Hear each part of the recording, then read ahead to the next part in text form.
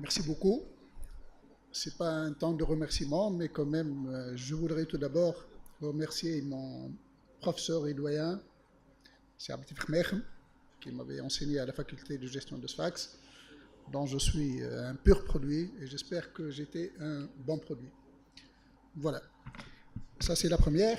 Maintenant, il y a eu beaucoup de conceptuels, beaucoup de théoriques dans ce qui a été dit tout à l'heure, depuis les premières interventions, sur cette décentralisation. Et tout le monde se posait la question, où est l'expert comptable dans tout ça? En fait, c'est un exercice très difficile. Je vais essayer de passer du conceptuel à l'appliqué, voir un petit peu comment on se positionne, qu'est-ce que nous sommes capables ou bien qu'est-ce que nous savons faire vis-à-vis de cette nouvelle règle de gestion locale. Bon. J'ai 3 thèmes à développer. En fait, le premier thème, c'est le positionnement de l'expert comptable. Je vais essayer de trouver dans la nouvelle constitution quels sont les mandats potentiels donnés aux experts comptables pour qu'ils puissent être au service des collectivités locales ou bien de la décentralisation. Quand même, la décentralisation a été essayée pas mal de fois en Tunisie. Je vais voir un petit peu le vécu dans ce domaine-là et nous, experts comptables, qu'est-ce que nous avons fait. Et puis, je vais essayer de mettre en relief la demande additionnelle, institutionnelle, que je tire de mes expériences récentes, en fait, dans quelques études liées à la décentralisation, que ce soit dans le domaine industriel ou bien dans le développement durable de certaines régions, notamment le KEF, à travers tout ce qui est implication des relations tuniso-algériennes sur le développement de la région du KEF. Voilà un petit peu, ça c'est le premier thème, je vais essayer d'être bref. Le deuxième, évidemment, ce que nous sommes capables de donner ou bien d'apporter comme solution technique à cette décentralisation. Quelques typologies de missions, vous allez dire que nous sommes en train de nous vendre, mais ce n'est pas ça, non. Nous sommes en train d'apporter des solutions pratiques à cette décentralisation à travers les mandats que je vais citer qui sont donnés par la Constitution, puis les avantages de recours de l'expert comptable, un peu de chauvinisme quand même, et puis l'impact sur le développement local de l'intervention de l'expert comptable. Voilà. En dernier lieu, évidemment, notre passage à l'acte nécessite certaines conditions pour que nos services soient de bonne qualité. Il y a l'organisation liée à la décentralisation, la qualification requise de nous-mêmes, en fait, les experts comptables, et puis l'adaptation d'un certain nombre de cadres légaux à la situation actuelle. Je cite notamment l'aspect fiscal, l'aspect commercial, tout ça. Je commence donc par la première des choses, la décentralisation dans la nouvelle constitution. Je vais citer le chapitre 7, le fameux chapitre 7. J'ai un petit peu souligné quelques passages. Vous allez voir que dans ces passages-là, il y a quelque part un sens de l'intervention de l'expert comptable. On est quand même, ça peut-être les gens ne le savent pas, qui ne sont pas experts comptables, nous sommes évidemment... Vous connaissez l'aspect réglementaire, un petit peu, nous sommes des commissaires aux comptes, nous sommes des auditeurs, nous sommes des comptables, mais n'oubliez pas que nous sommes des consultants, des conseillers de l'entreprise, et également des conseillers de pas mal d'institutions, pas mal de projets de développement économique. Ça, il faut que vous le sachiez. Nous avons pas mal de confrères, nous avons pas mal de sociétés d'expertise comptable qui sont placées dans ce giron du conseil. Donc là aussi, il y a pas mal d'activités qui nous attendent. Donc, je ne vais pas relater un petit peu tous les passages. J'ai souligné un petit peu cette question de décentralisation qui est fondée sur le pouvoir local. Donc, il va falloir accompagner le pouvoir local. Il y a la personnalité juridique et l'autonomie financière des collectivités locales qui nécessitent quand même un certain regard, un certain contrôle. Il y a le contrôle a posteriori, donc, qui a été cité dans la Constitution. Il y a également... voilà, j'arrive, pardon. La gouvernance ouverte, il y a tout ce qui est transfert des ressources, transfert de compétences, comment nous allons accompagner tout ça. Puis, il y a aussi la gestion libre des ressources, La bonne gouvernance est sous le contrôle de la justice financière. Bon, c'est la Cour des comptes, mais quand même, on est très voisins. Et puis, il y a les relations extérieures et les partenariats de coopération décentralisés. Là, c'est un sujet assez important, assez consistant. Nous pouvons être utiles. Et puis, donc, il y a d'autres articles que je cite comme ça. Le soutien de la décentralisation. L'État doit s'engager à soutenir la décentralisation. Et ça, c'est intéressant parce que, par la suite, toute refonte de texte ou bien de code est appelée à être faite dans ce cadre de soutien de la décentralisation. Puis, la transparence, l'intégrité, l'efficacité et la redevabilité, c'est notre métier. Puis, la justice financière, donc la Cour des comptes, on parle de la légalité et l'efficacité aussi, et ça, c'est notre métier. Donc, nous sommes un petit peu mandatés par l'AMC, merci notre cher confrère, nous sommes mandatés pour être accompagnateurs de ce processus de décentralisation. Je fais vite, donc je ne m'étale pas plus que ça. Maintenant, par rapport aux expériences passées, je prends 3 cas, en fait, parce qu'en fait, la décentralisation a été amorcée depuis 1989. En 1989, on a créé les CRDA, développement agricole. Et là, ce sont des EPA, des établissements publics, qui jouissaient de l'autonomie financière et administrative. Mais qu'est-ce qu'ils ont fait? Et là, je suis étonné qu'au jour d'aujourd'hui, on n'a pas vu une capitalisation ou bien une évaluation de cette expérience pour voir est-ce qu'on était sur le bon chemin au niveau de la décentralisation à ce niveau-là. Il y avait aussi, au courant des années 90, les offices de développement.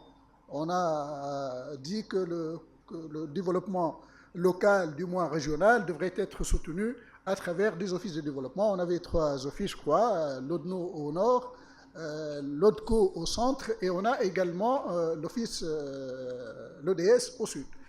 Maintenant, quelle est l'expérience attirée aussi de cette décentralisation? Et malheureusement, a priori, il n'y a pas eu une évaluation, du moins diffusée, de ces cas-là. Il y a aussi les municipalités, donc c'est un cas, on n'invente pas les choses, elles existent, mais justement, qu'est-ce qu'on a fait? Pour nous, pardon, je me place, nous, qu'est-ce qu'on a fait? Au niveau du CRDA, je me rappelle qu'il y avait quelques missions d'assistance technique épisodique. En fait, sur recommandation de la Banque mondiale, on a demandé à ce que certaines assistances techniques, du moins au niveau économique, soient faites au niveau du CRDA. Et malheureusement, je parle de cas que je connais, on a été toujours en difficulté parce qu'il y avait un problème de ressources au niveau des régions. Chaque fois qu'on a un cas, il faut attendre soit l'avis ou bien l'arbitrage du central pour qu'il puisse prendre une décision. Et là, donc, c'est un problème. Le deuxième, les offices de développement, nous sommes limités à des missions donc, traditionnelles, que ce soit de certification des comptes, d'organisation, tout ça, mais on n'a pas été impliqué dans le processus de développement, et c'est pour cela que je dis que peut-être là, on aurait pu être intéressant à ce niveau-là si on avait été impliqué dans les plans de développement qui ont été faits par ces offices. Au niveau des municipalités, rien n'a été fait et c'est pour cela qu'il y a un problème. Voilà. Bon, je dis ça en plaisantant. Hein. Maintenant, à la demande institutionnelle donc, qui s'ajoute à travers ce que nous avons vécu en 2013-2014, tout le monde cherche un accompagnement institutionnel, réflexion sur le modèle organisationnel approprié, la gouvernance, la gestion, tout ça. Et là, c'est une demande accrue. Malheureusement, sur 4 plans de développement régionaux, à Mednin, Sidi Bouzid, Gasserine et le KEF, chaque région a sa propre demande. Je parle de l'aspect institutionnel. Donc, il y a une dispersion totale des idées et des avis. Il y a aussi une demande accrue de l'amélioration des compétences locales. Pourquoi? Parce qu'au niveau de ces plans de développement, je dirais, régionaux, on a été dans une logique de concertation, de participation. La valeur ajoutée n'a pas été telle qu'on l'attendait, parce qu'il y a un problème, ça, il faut qu'on le dise. les meilleures compétences ne sont pas au niveau local. Les meilleures compétences sont au niveau central. Il y a aussi l'optimisation de la gestion des ressources, qu'elles soient naturelles et locales ou transférées. C'est une demande aussi qui a été faite. Il y a aussi les choix du modèle de développement économique local adapté à chaque région et à chaque zone. Et là, ce sont quelques cas où la demande, en fait, c'est une demande d'assistance, pas de l'expert comptable, ça c'est. Mais là, on pourra se positionner pour être utile à ce niveau-là. Et bien, donc l'identification, la conception, l'étude et la mise en œuvre des projets qui est notre domaine privilégié. Et il y a aussi l'accompagnement pour le redressement des activités économiques locales. Il y a beaucoup d'entreprises locales qui sont en difficulté et qui demandent à être assistées. Voilà un petit peu, je finis avec ça pour le premier chapitre. Maintenant, bon, je ne fais pas du commercial, mais je cite quelques cas où l'expert comptable, en qualité de conseiller consultant, peut être utile. L'accompagnement des institutions, c'est-à-dire les missions a priori. Il y a un ensemble de missions que je ne vais pas comme ça citer une à une, mais il y a une fin de mission. Il y a des choses qui, aujourd'hui, n'ont pas été traitées, surtout le système fiscal. Aujourd'hui, l'une des questions qui ont été posées au niveau des régions, c'est ce système fiscal. Nous, en travaillant sur les plans de développement, on a posé une question toute simple. Les régions, telles que le KEF, c'est une région agricole. Il y a quand même une valeur ajoutée qui a été créée ou bien qui a été gagnée. On s'est posé la question, où est l'impact de cette valeur ajoutée sur cette région-là? Et nous nous sommes aperçus que finalement, ce qu'a dit Mme Zral tout à l'heure, c'est vrai, il ne reste pas beaucoup de temps et il ne reste rien dans les régions au niveau de la valeur ajoutée, donc je passe. Maintenant, les autres types de missions, c'est au niveau de la certification, le suivi, tout ça, il y a un ensemble de missions, donc vous allez trouver pas mal au niveau de notre présentation. Voilà, l'avantage d'aller vers l'expert comptable à ce niveau-là pour l'accompagnement de la décentralisation, les qualifications professionnelles reconnues, là je n'ajoute pas grand-chose, les entreprises qui sont un petit peu organisées, qui ont une capacité de fédérer des compétences utiles, parce que dans les cabinets d'expertise comptable, au moins pour ceux qui travaillent sur le consulting, vous ne trouvez pas uniquement des experts comptables, mais vous trouvez également d'autres compétences.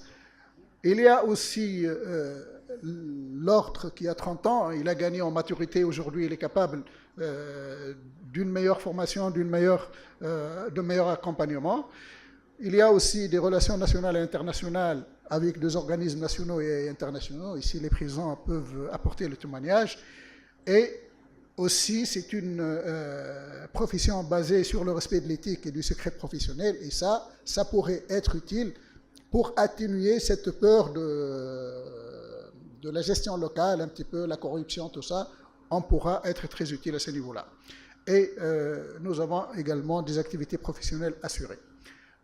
Maintenant, l'impact sur le développement local, on est capable quand même, à travers l'expérience acquise dans le domaine du monde économique, les banques, les entreprises nationales et internationales, de transférer un petit peu une certaine rigueur aux régions, au niveau local. On est capable également de faire adhérer les élus locaux au système basé sur les bonnes pratiques de gestion, tout ça. On est capable également d'aider les institutions locales à tisser des liens de coopération avec d'autres régions à travers donc, ce que nous avons, je parle de toute la corporation professionnelle comme relation. Enfin, pour le dernier chapitre, l'organisation liée à la décentralisation, il va falloir faire une promotion de la profession, faciliter la migration des membres vers les régions, mais réellement, il y a un problème d'installation et d'accueil, ça c'est évident. Il faut travailler sur tout ce qui est réseautage national, il faut qu'on ait des cabinets qui travaillent ensemble, des experts comptables qui travaillent ensemble à travers donc, ce réseautage national, et il faut également gagner en partenariat à travers le PPP ou bien le B2B. Voilà. Finalement, les qualifications requises des membres, il y a tout ce qui est l'adaptation de nos qualifications aux besoins. Il y a tout ce qui est la création des clubs thématiques au sein de l'ordre. Ça, il y a quand même un début à ça. Finalement, pour tout ce qui est adaptation du cadre légal, je finis avec ça. Donc, il va falloir promouvoir des mécanismes de contrôle indépendants, des professionnels de toutes les institutions. Il ne faut pas exclure une institution de contrôle indépendant, sinon ça n'a pas de sens.